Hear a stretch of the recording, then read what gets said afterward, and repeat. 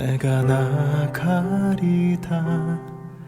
주님 뜻이 아니면 내가 멈춰서리다. 할렐루야, 성도 여러분 반갑습니다. 김 목사와 함께하는 성경 이야기 시간입니다. 오늘은 에스라 느헤미야서를 간략하게 살펴보도록 하겠습니다. 우리가 가진 성경에는 에스라서와 느헤미야서가 따로 구분이 되어 있습니다. 그러나 이렇게 구분된 것은 먼 후대의 일입니다. 원래는 한 저자가 쓴 한 권의 책이었습니다. 이 책은 바벨론이 예루살렘과 성전을 파괴하고 많은 백성을 포로로 끌고 간 지 약 70년 후 일부 유대인들이 예루살렘에 돌아와 성읍과 그들의 삶을 재건하던 때를 배경으로 합니다.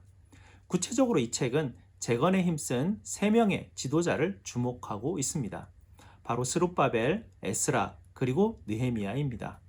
책의 구성 또한 각 지도자의 노력에 초점을 맞추고 있습니다. 스룹바벨은 큰 무리의 백성을 이끌고 예루살렘에 돌아와 성전을 재건합니다. 그로부터 70년 후 에스라는 예루살렘에 와서 토라를 가르치고 공동체를 재건합니다. 다음으로 느헤미야는 예루살렘의 성벽 재건을 지휘합니다. 3명의 이야기는 매우 비슷한 구조로 되어 있습니다.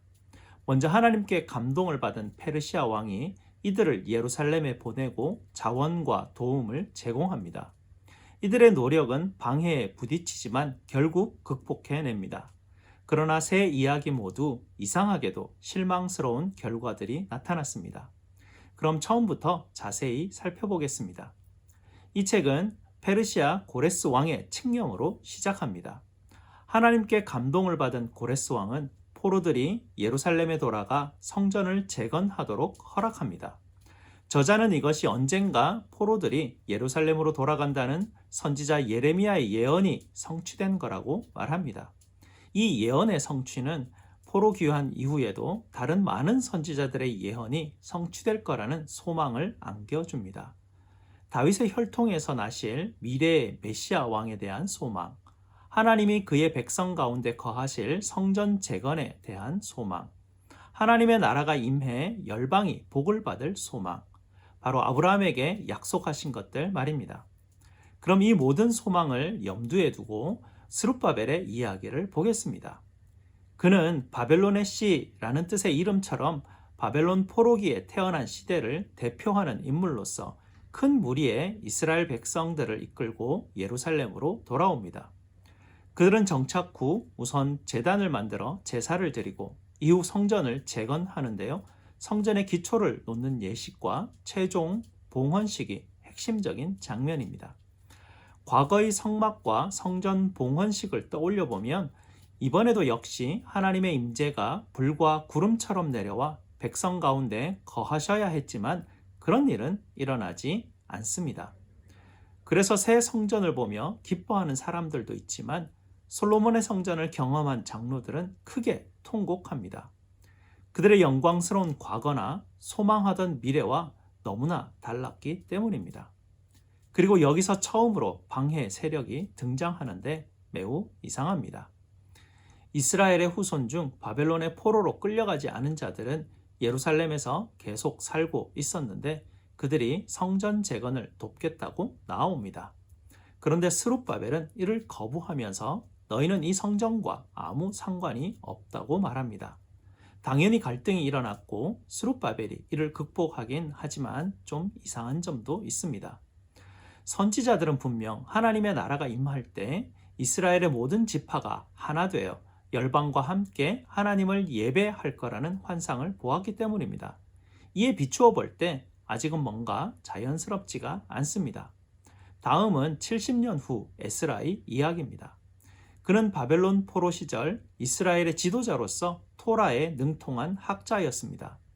페르시아 아닥사스다 왕에게 임명되어 한 무리의 백성을 이끌고 예루살렘으로 돌아옵니다.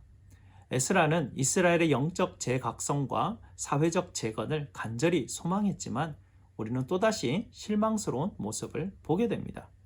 그는 귀환한 사람 중 다수가 기존에 예루살렘 주변에 살던 포로 출신이 아닌 여성들과 결혼한 사실을 알게 됩니다.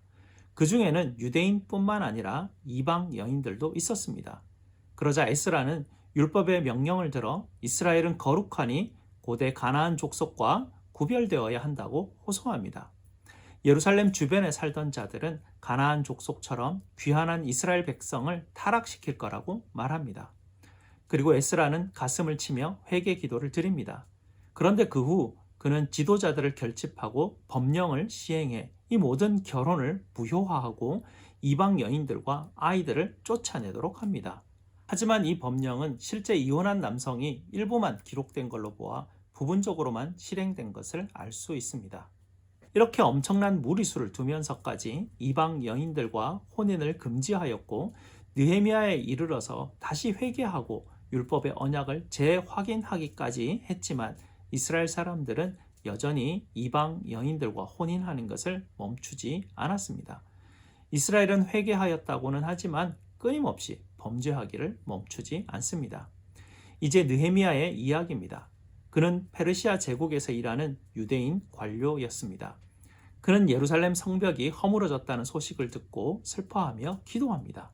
결국 아닥사스다 왕에게 성벽을 재건하러 가라는 허락을 받고 심지어 무장한 호위병과 필요한 지원까지 받게 됩니다. 예루살렘에 도착하여 재건 작업을 시작한 후 그 역시 예루살렘 주변 거주민들과 갈등을 겪습니다. 또다시 상황은 긴장감에 휩싸입니다. 당대의 선지자였던 스가랴는 하나님 나라의 새 예루살렘에는 성벽이 없고 하나님의 임재가 가득하여 모든 민족이 와서 언약 백성이 될 것이라고 했는데 느헤미야는 정반대의 목적을 수행하는 것 같아 보입니다. 그는 주변 거류민들에게 너희는 예루살렘과 아무 상관이 없다고 말합니다. 이는 당연히 적대감을 불러일으키게 되었습니다. 느헤미야는 자신이 받은 소명을 참되고 용기 있게 수행했지만 늘 무장 상태를 유지해야만 했습니다. 과연 이런 갈등이 다르게 해결될 수는 없었을까요? 이런 질문을 안고 이 책은 두 방향의 결론에 이르게 됩니다. 먼저는 긍정적, 다음은 부정적입니다. 에스라와 느헤미야는 이스라엘의 영적 재각성을 위해 온 힘을 모았는데요. 귀환한 포로들을 축제에 한데 모아 7일 동안 온 백성에게 율법을 읽고 가르칩니다. 그리고 초막절을 지켜 출애굽과 광야의 여정에서 경험한 하나님의 신실하심을 기억합니다. 또 자신들의 죄를 고백하고 언약을 갱신하고 율법의 계명을 모두 따르겠다고 맹세합니다.